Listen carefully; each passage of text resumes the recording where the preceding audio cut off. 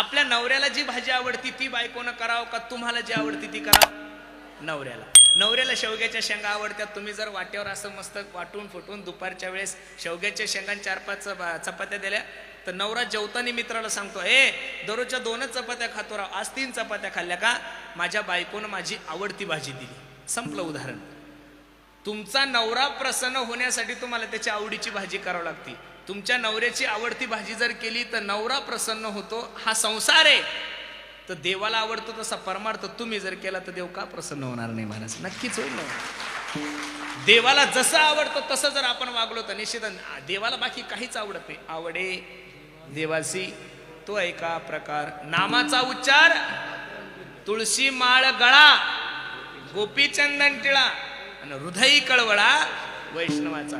जे देवाला आवडतं ते जर केलं तर निश्चित माझा जगाच्या मालकाची कृपा तुमच्यावर झाल्याशिवाय राहणार नाही. महाराज सांगतात, भाव का भूका हूं मैं बस, भाव ही एक सार है, भाव से मुझको भजे तो भव से बेड़ा पार है, भाव बिन कुछ भी वो देवे मैं कभी लेता नहीं, भाव से एक फूल भी दे तो मुझे स्वीकार है.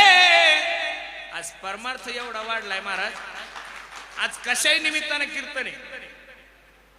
माणसं मेले तरी कीर्तन आहे, माणसं जन्मले तरी कीर्तन आहे. तुम्ही जर पुणे जिल्ह्यात गेले तर हळदी निमित्त सुद्धा कीर्तन आहे हो.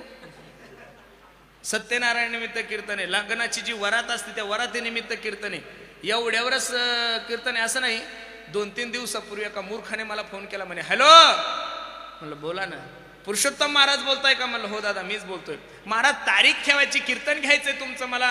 म्हणलं काही हरकत नाही. अमुक तारीख आहे. मी रोजनिशी पहिली तारीख खाली होती, तारीख लिहून घेतली, नाव नंबर मोबाईल सगळं लिहिलं आणि फोन ठेवता ठेवता त्याला म्हणलं का रे कीर्तन कशा निमित्ताने? त्यानं हळूच सांगितलं, म्हणे महाराज आमच्या शेतामध्ये 2 पोल्ट्री फार्म टाकले आणि त्याच्या उद्घाटनानिमित्त तुमचं कीर्तन आहे. म्हणलं कीर्तन करू आपण, कीर्तनाचं काय असतं तवा, पण पोल्ट्री फार्मच्या उद्घाटनाला अभंग कोणता घ्यावा हा एक मोठा प्रश्न आहे ना महाराज. कोंबडी पळाली हा अभंग तर काही मग नेमका अभंग कोणता घ्यावा हाही एक मोठा प्रश्न आहे. परमार्थ खूप जोरात वाढलाय. परमार्थात गर्दी खूप वाढलेली आहे. परमार्थात गर्दी खूप वाढलेली आहे. पाठीमागे शिवमहापुराण झालं, लोकांना बसायला जागा नव्हती. परमार्थ खूप वाढलाय. परमार्थाचा भाव वाढला पण परमार्थातला भाव कमी झालाय. परमार्थाचा भाव वाढलाय आणि परमार्थाचा भाव कमी झाला. आणि निळोबरायत सांगतात, निळा म्हणे वाढे भाव, संचरे स्वानुभव निजांगी. तुमच्या आत्म्याला ज्याचा साक्षात्कार येतो तो आत्म्याला साक्षात्कार जर कशामुळे येत असेल तर फक्त तुमच्या भावनेमुळे येतो. म्हणून सर्वांना माझी विनंती, परमार्थ भावनेनं करा. मी नेहमी सांगतो, आपकी नियत भला कितनी भी अच्छी हो, दुनिया तो आपको आपके दिखावे से ही जानती है. आपकी नियत भला कितनी भी अच्छी हो, दुनिया तो आपको आपके दिखावे से ही जानती है, लेकिन आपका दिखावा भला कितना भी अच्छा हो, मेरा भगवान तो आपको आपके नियत से ही जानता है. आतापर्यंतचा इतिहास आहे, देवानं श्रीमंताच्या घरी जेवण नाही केलं महाराज. दुर्योधनाच्या घरचा 56 प्रकारचा भोग त्यागलाय आणि विदुर काकाच्या घरच्या कन्या खाल्लेल्या आहे. शबरी माता भिल्ल समाजामध्ये जन्माला आलेली आहे, तरी सुद्धा माझ्या प्रभू रामचंद्राने तिच्या हातचे काय खाल्ले? बोरं खाल्ले. याचं कारण फक्त अंतकरणात प्रेम, अंतकरणात भाव. आणि प्रेम जर अंतकरणात नसेल, किती जरी गप्पा मारत असेल तर काय फायदा आहे? नाथ महाराजांची भाषा सांगू तुम्हाला. नाथ महाराज सांगतात, रांडवीने जेवी शृंगार पैकेला, शृंगार पैकेला, प्रेमावीन झाला ज्ञानी तैसा. एखादी विधवा माय माऊली जिचा पती मरण पावलेला आहे, तिने 50,000चा शालू घातलाय अंगावर, हातामध्ये सोन्याच्या बांगड्या, 4 बोटात अंगठ्या आहे, गळा भरून सोनं आहे, पण किंमत काय? तिच्या कपडाला काय नाहीये? कुंकू नाहीये. तसा जगात किती मोठा योगी असू द्या, किती मोठा ज्ञानी असू द्या, किती मोठा वैराग्यवान असू द्या, राजेश्वरानंदजीचं एक भजन आहे, खूप गोड आहे, मी नेहमी ऐकत असतो, ऐका. जो प्रेम गली में आए नहीं, खूप सुंदर आहे भजन, थोडं ऐका फक्त. जो प्रेम गली में आए नहीं, का ठिकाना, क्या जाने जिसने कभी प्रेम किया ही नहीं वो प्रेम निभाना, क्या जाने जो प्रेम गली में. किती गोड आहे पुढचं ध्रुपद ऐका. जो वेद पढ़े और भेद करे. ज्ञानी माणसाचे लक्षण सांगतो, ज्याला त्यालाच ज्ञानी म्हणा जो दुसऱ्याला अज्ञानी म्हणत नाही. ज्ञानी कोणाला म्हणायचं? जो दुसऱ्याला अज्ञानी म्हणत नाही. आणि जो मनुष्य परिपूर्ण आहे ना महाराज, जो मनुष्य परिपक्व आहे तो माणूस नेहमी वाकलेलाच असतो. तुम्ही पहा, ज्या झाडाला फळं जास्त आहे ते झाड कसं असतो? निर्गलीचं पहा तुम्ही, त्याला फुलंही नाही आणि फळही नाही, ते मोडतं पण वाकवत नाही. किती गोड आहे. हा जो वेद पढ़े और भेद करे, मन में नई निर्मलता आए. कोई कितना चाहे ज्ञान कहे, कोई कितना चाहे ज्ञान कहे,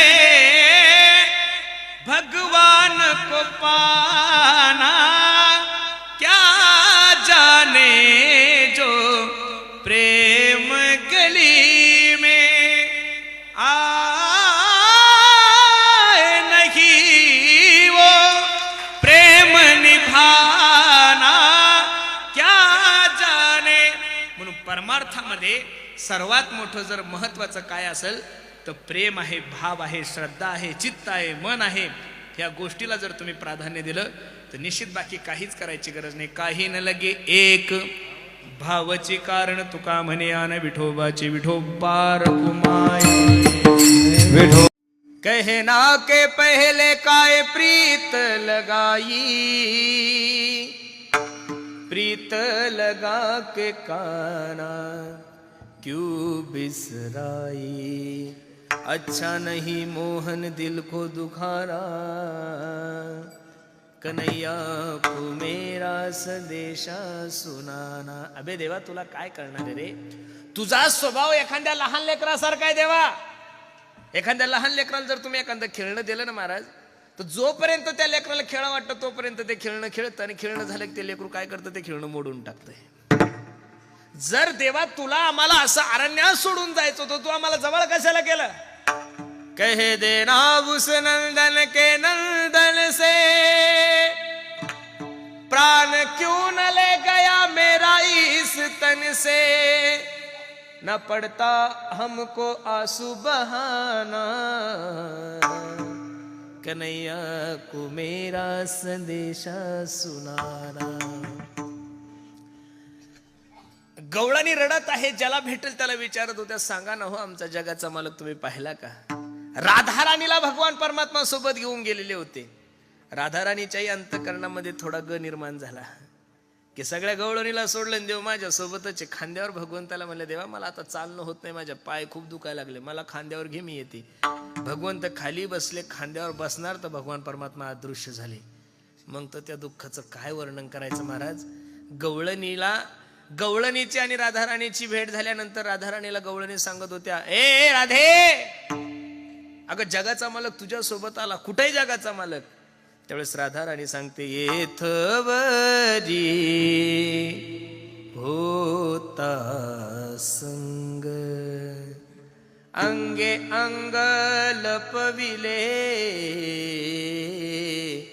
कानया रे जग जेठी.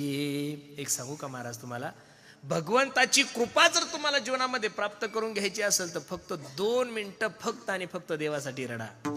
एखाद्या पोराला जर असं वाटत असेल ना, आईनं मला घ्यावं, त्यानं काहीच करायचं नाही, फक्त जोरात रडायचं. काय करायचं? मग आई त्यानं गप राव याच्यासाठी चॉकलेट देऊन पाहते, त्यानं तरी चॉकलेट घ्यायची नाही. आई हुशार असते. आई त्याला खेळणं देऊन पाहते, आई त्याला कॅडबरी देऊन पाहते, आई त्याला मोबाईल देऊन पाहते. पोरानं मोबाईलकडेही पाहायचं नाही, पोरानं चॉकलेटकडेही पाहायचं नाही, पोरानं कॅडबरीकडे पाहायचं नाही, पोरानं खेळण्याकडे पाहायचं नाही, नुसतं रडायचं. आणि मग रडल्यानंतर दया कोणाला येते? आईला येते. आईला कळतं पोराला मोबाईलची गरज नाही, पोराला कॅडबरीची गरज नाही, पोराला खेळण्याची गरज नाही, पोराला आता फक्त आणि फक्त माझी गरज आहे. लगेच आई त्याला घेते आणि स्तनपान करते. तसं भक्ताला जर असं वाटत असेल देवाची कृपा आपल्यावर व्हावी, तर संसारासाठी रडण्यापेक्षा कधी तर देवासाठी रडून पहा. याद आएगी उनको कभी ना कभी, कृष्ण दर्शन तो देगे कभी ना कभी, ऐसा विश्वास मन में जगाते चलो, कृष्ण गोविंद गोपाल गाते चलो. सर्व गवळणी एकत्रित झाल्याने गवळणी देवाला सांगू लागले, हे देवा काय नाही केलं आम्ही तुझ्यासाठी. हो मैंने छोड़ दिया ये जग सारा, मुझे ना मिला बंसी वाला, मैंने छोड़ ये जग सारा, मुझे ना मिला बंसी वाला, छोड़ दिया ये जग सारा, मुझे ना मिला बंसी वाला.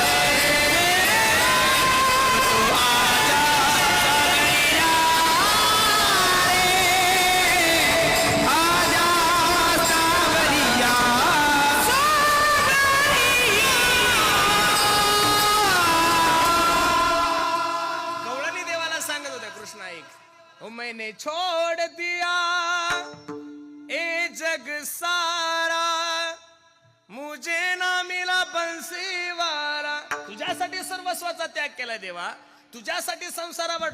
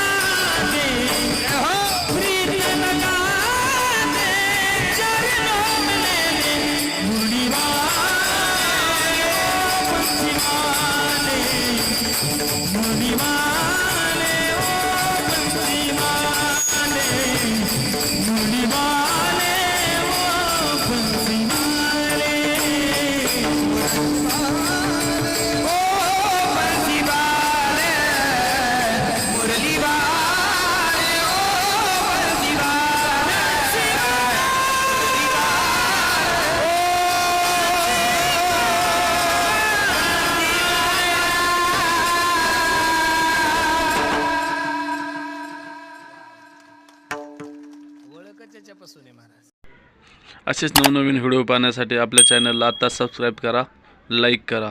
रामकृष्ण हरी मंडळी.